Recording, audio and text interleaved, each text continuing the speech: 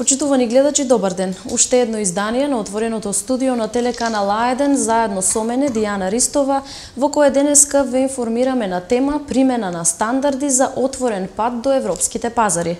За таа цел го поканивме магистер Љупчо Давчев, директор на Институтот за стандардизација на Република Македонија. Институтот за стандардизација на Република Македонија е единствено тело за стандардизација. Со директорот подетално ќе разговараме за работата на институтот. Добар ден и добре дојдовте во отвореното студио на телеканал А1. Добар ден на вас. Голема благодарност на вашата телевизија што ни укажавте таа можност на во накратки црти да го представиме работење на Институтот за стандардизација и голема благодарност до вашите почитувани гледачи. Така. Да започнеме најнапред со една кратка лична карта на институтот. Кога е основан, главните цели и на што е фокусирана неговата работа? Институтот за стандардизација е основан како дел од бивша југословенска држава недека 1936 година. Меѓутоа нели како што се развиваше настаните, како што се развива Југославија се распадна и веднаш потоа станавме независна држава и станавме независен институт. Од 2003 сме комплетно независни, пред тоа бевме заедно со Бирото за метрологија и со Институтот за акредитација. 2003 имаме нов закон за стандардизација, од тогаш сме независна институција по директно правување на владата на Република Македонија. Кои се основните цели и принципи на македонската стандардизација? Целите и принципите на македонската стандардизација се заштита на македонските национални интереси во одредени области, поголем извоз, подобра соработка со индустријата, заштита на и безбедност на луѓето, на околината, на животите, на живиот свет. Кажете ни еве како се изработуваат македонските стандарди и кој ги изработува? Најпрво да кажеме што се тоа стандарди, еве значи пред мене овдека е стандардот ISO 9001, тој е најосновниот стандард. Ќе го видите, значи тоа е некои десетина страници, но меѓутоа кога ќе почнете да работите на него, верувате дека испод 200 страници не можете да добиете материјал. Значи што е стандард? Тоа е збрка на прописи поставени во одредена форма, одобрени од верификувано тело и стандардот мора да е донесен со консензус. Значи за изработка на еден стандард потребни се експерти од одредени области, например за ISO 9001 имаме некои 15 експерти во Република Македонија кои го усвојуваат овој стандард. На меѓународно ниво за изработка на овој стандард учествуваат околу 12.000 експерти. Изработката на овој стандард изнесува околу 9 милиони евра за да се направи ваков стандард. Така, и кажете ни еве, например, како оди постапката, како се изработуваат тие стандарди? Значи, за да се изработи некој стандард, потребни се неколку битни работи. Најбитно е да имаме експерти од одредена област. Дали е тоа ISO 9001 quality management, дали е тоа заштита на животна околина 14001 или збориме за производство на одредени делови од автомобилската индустрија или од било која индустрија, најбитни се луѓето. Луѓето кои со своето познавање, искуство, со сето она што го има стекнато со години, можат да го пренесат на одреден тип на хартија. Значи, таков тип на луѓе се состануваат во Институтот за стандардизација во тие така наречени технички комитети. Ние имаме 28 технички комитети кои фаќаат целата индустрија во Република Македонија, почнувајќи од градежништвото, машинството, сообраќајот, значи се што воопшто се изработува во Република Македонија. Имаме технички комитети, тоа е тука и тутунот, во последно време работиме и со човечки ресурси.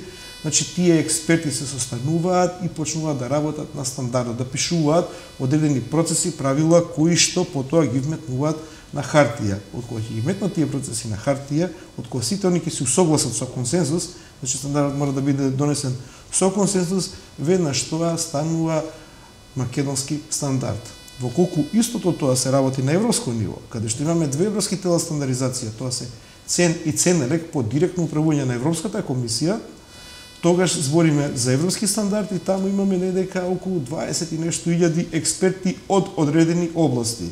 Кога збориме на меѓународно ниво, тоа се веќе ИСО, Меѓународната организација за стандардизација и ИЕЦ, Меѓународната организација за стандардизација од електрообласт, каде што имаме уште поголем круг на експерти од одредени области. Таму нема 28 технички комитети како кај нас, таму имаат преку 400 технички комитети и тоа е област што е опфатено све.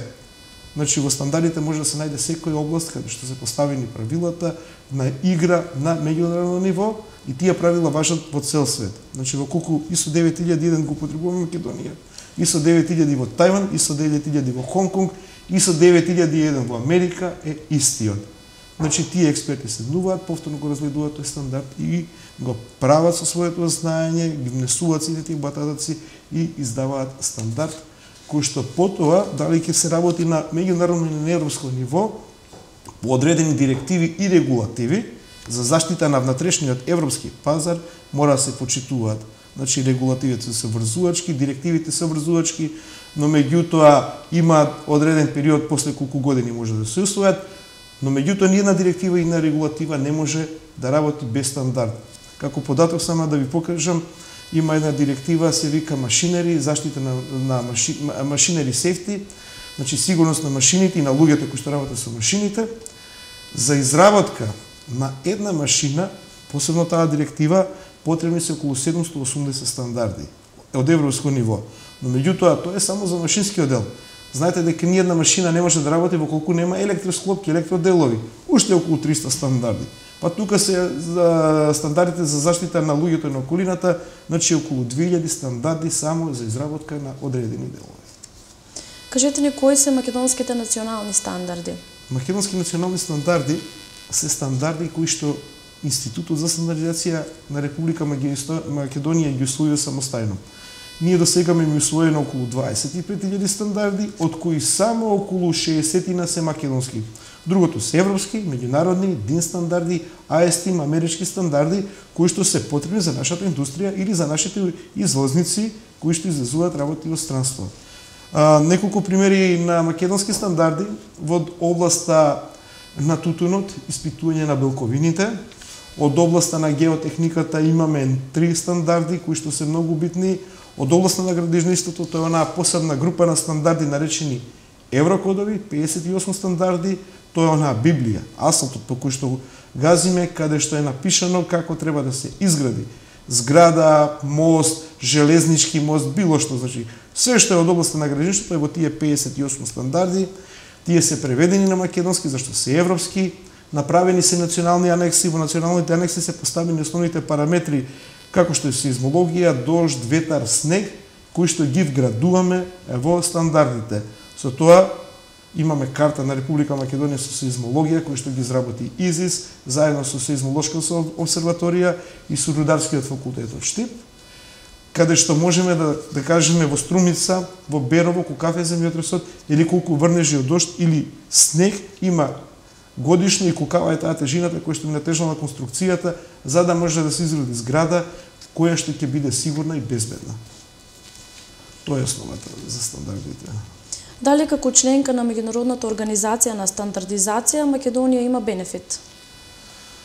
Добро, вака значи Македонија е полноправна членка во европските тела за стандардизација. Дека тоа не е туку така да се дојде и само се чукне на врата, сакам да станам членка, не е така едноставно и заради тоа имаме некои 9 услови кои што треба да ги исполниме.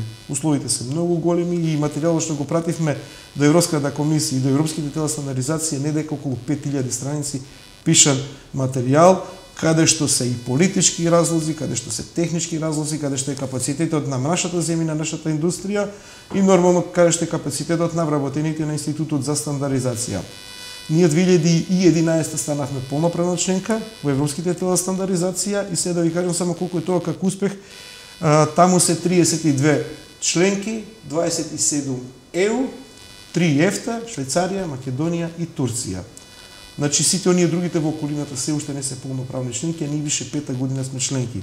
А еден од бенчмарковите, еден од најбитните услови за Република Македонија или било која земја да влезе во Европската унија како полноправна членка е почитување на стандардите и полноправно членство на европските тела стандардизација во европските тела стандардизација цени ЦМР. И тоа не е све. Таму има 2 борда во европските тела стандардизација. Ние сме полноправни членки, но меѓутоа и член во управните одбори на европските тела стандардизација од 32, 8 души се членки. И уште повисоко имаме ИСО, Меѓународната организација стандардизација. Таму се 180 земји членки. Од тие 180 земји членки 18 се членови во управниот одбор, ние сме во управниот одбор, има два борда, едниот е стратегија и планирање, а другиот е финансија. Во тој стратегија и планирање, значи на маса седат една Америка, Германија, Италија, Холандија, Кина, Јапан, Сингапур и Македонија. Значи, тие се луѓето кои што се одлучуваат каква ќе биде стратегијата еднината на стандардизација. А стандардизација индустријата. Значи, како ќе се развива индустријата на меѓународно ниво. Значи, тоа е нешто највисоко што може да се направи на меѓународно ниво. Кои се бенефитите кои компаниите ги имаат доколку применуваат стандарди, без разлика дали станува збор за македонските или пак европски стандарди, како можност за излез на европскиот пазар? Добро, вака ќе го објасниме тоа. Значи, го имаме европскиот пазар, имаме 500 милиони луѓе, 500 милиони корисници на одредени услуги и таму имаме еден заеднички европски пазар. Во тој заеднички европски пазар имаме регулативи, директиви и стандарди. И што ви кажат? Еден европски стандард менјава 32, кои што сме полноправни членки во европските дела стандардизација, 32 стандарди. Значи, во колку Германија имаше одреден стандард за како се произведува гума, па Швајцарија имаше друг стандард како се произведува за гума, значи немавме да го имаме тој заеднички пазар. Едни правила вамо, други правила таму и никад не си се немаш да видиш како да ја направиш таа гума за овој и за оној пазар. Заради тоа Европа еден ден седна и направи една заедничка регулатива, едни заеднички регулативи каде што го регулираше тој пазар. Значи на тој пазар сега врз основа на одредена директива пишува еден стандард каде што ќе пише гумата треба да ги има тие и тие работи, квалитетот на гумата треба да е тој и тој, процентот на сулфур, на фосфор или на веќе што се става во гумата треба да е толку. Со тоа сите тие земји се изедначени. Еден заеднички стандард сите го потребуваат. Тоа е она што ние како институт за стандардизација го сложивме на нашата земја, на нашата индустрија, нормално дека со огромна поддршка на владата на Република Македонија. Да немаме таа поддршка, сами не ќе можеме да го направиме. И сега бенефитот е со тоа што во колку употребува некој производител, не мора да е на гума, на млеко, на сокови, веќе на тутун или на нешто што можеме ние да го понудиме на европскиот пазар, како било каква вредност, дали како дадена или како основна вредност, значи ги имаме истите правила како што ги има една Германија, Австрија, Шпанија, Бугарија или било кој. Бенефитите се огромни, доколку пред неколку години, пред повеќе од 15 години, имавме југословенски стандарди, кои што беа строго ограничени само на југословенскиот пазар од 20 милиони жители. Сега имаме европски стандарди, усвоени како македонски, и нашите производители можат своите производи да ги пуштат на пазар од 500 милиони корисници. И тоа не е све. Денес утре ќе завршат преговорите ТТИП или било како ќе се нарешат, каде што од страв Америка и Европа прават еден заеднички пазар и каде што ги спојуваат регулативите, директивите и нормално стандардите. Значи веќе немаме пазар од 500 милиони, веќе имаме пазар од 800 и нешто милиони корисници. И сега во колку некој од нашите производители е доволно способен, паметен, има доволно средства, знаење или ако нема знаење може да купи знаење, тогаш може со тој еден единствен стандард своето производство да го прилагоди и да го пушти на пазар од најмалку 800 милиони корисници. Колку еве македонските компании применуваат стандарди и дали има интерес за воведување нови? Македонските компании се заинтересирани за стандарди, но имаме така една мала дилема, дали е добро само да зима стандарди од областа на квалитет како што е ISO 9001 или 14001.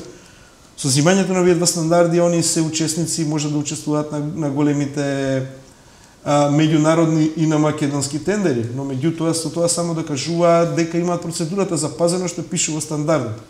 На нас ни треба производителите, фабриките, производувачите да купуваат стандарди кои што точно ќе пишува како се прави производ. Ако има како се прави производ, тогаш тој може со тој производ да исклучи на европскиот пазар кој што моментално брои околу 500 милиони корисници.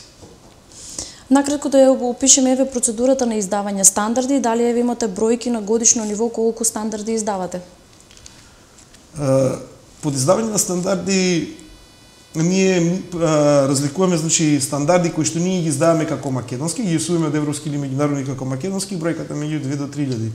Но меѓутоа она што е побитно, каде што може да се прати колку индустријата е заинтересирана нели за купување стандарди, со тоа нели обезбедување на одредени бенефити за компанијата, за вработените, за поширата околина, е продажбата на стандарди. Значи, не дека околу 1300 до 1500 стандарди се продаваат на годишно ниво, но меѓутоа повторно ќе кажам дека голем дел од тоа се стандарди од областа на квалитетот. А дали може би еве има индустрија која посебно се издвојува како корисник на најмногу стандарди? Градежната индустрија е, значи, она е водечка во моментов, на вистина индустријата дрвна, имаме доста големо производство на врати, прозори, кваки од областа нели на дрвната индустрија. Имаат ли еве компаниите некакви улеснувања во делот или можеби помош за добивање на стандардите од страна на институтот? Добро, да ви кажам дека стандардите се доста ефтини. Еден оваков стандард како што ISO 9001 кошта нека 1000 денари, помалку поише. Најскапиот стандард ни е 3000 денари, но лесно е да го купи стандардот. Треба тоа што е внатре во стандардот да го примениш. Тоа е она што е скапото, што тоа значи дека вие може купите 3 стандарди кои што коштаат 5000 денари, колку е тоа 80 евра, но меѓутоа во колку сакате вашето производство да го прилагодите на тоа што го пишува стандардот и да искочите на било кој пазар, ќе ви требаат експерти, каде што еден Менделис кошта 2000 евра, каде што една фабрика да ги купите сите делови коштало неколку милиони евра. Значи, да го инсталираш целото тоа, што е ова напишано овој стандард, треба големи пари, но меѓутоа бенефитот е огромен. Така, господине Давчев, јас ви благодарам што бевте наш денешен гостин. Доколку би сакале уште за крај да додадете нешто, слободно можете да го направите тоа. Добро, значи вака, ние не се занимаваме само со стандардизација, туку ние се занимаваме со сертификација. Тоа, значи, што е разликата меѓу стандардизација и сертификација? Стандардизерите се тие што го пишуваат стандардот врз основа на она што експерти им го кажале. Но меѓутоа сертификација се оние луѓе кои што го читаат стандардот и проверуваат дали тоа вие што сте го направиле е направено според стандардот, тоа е сертификација. Ние, значи, во моментов веќе сме при крај со акредитација по ISO 9001, што значи дека сите заинтересирани компании, приватни државни фирми може да се обратат кај нас да можеме да ги сертифицираме по ISO 9001 2015, значи последниот стандард ISO 9001.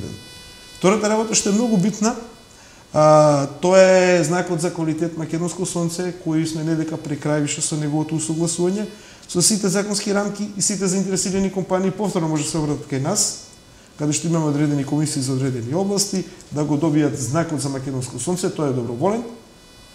Исто како што ISO 9000 е доброволно, ако го сакаш го имаш, ако сакаш не, но меѓутоа ако го ставиш ISO 9001 на вашиот вебсайт или го ставите на вашите производи, луѓето одма ќе видат дека се работи за нешто посебно, со посебен квалитет.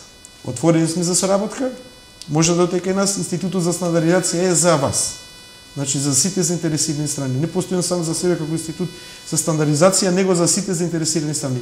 Дали се производители, дали се експерти, дали се научници, дали се универзитетски професори или било каков тип на професори, ние сме тука. Кога сме кај тој тип на работа, веќе морам да ви кажам дека го подпишавме FPA, Framework Partnership Agreement со Европската комисија и со Европската тела стандардизација. Тој е оној дел од Хоризонт 2020 кој што вреди 80 милиарди евра, нели? До сега се потрошени 26, па Европа не знае што ќе прави со останатите.